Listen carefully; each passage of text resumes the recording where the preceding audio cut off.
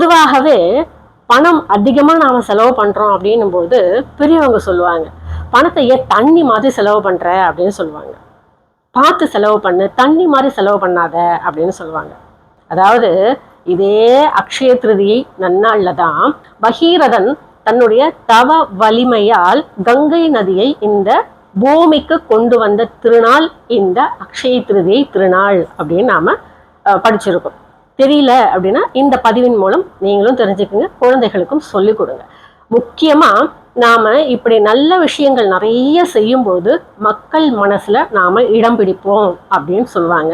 முக்கியமா நம்ம வீட்டுல நாம நல்ல விஷயங்கள் செய்யும்போது நம்ம குடும்ப உறுப்பினர்களினுடைய இதயத்துல நாம இடம் பிடிப்போம் அப்படின்றதும் ஒண்ணு இருக்கு இல்லையா?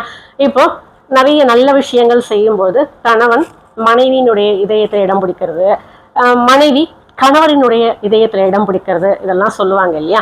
அதே மாதிரிதான் இந்த அக்ஷய திருதி நன்னாள்ல தான் நாராயணரினுடைய ஹிருதய கமலத்தில் மகாலட்சுமி தாயார் வாசம் செய்ய தொடங்கிய தினம் அப்படின்றதும் இந்த அக்ஷய திருதி நன்னாள்.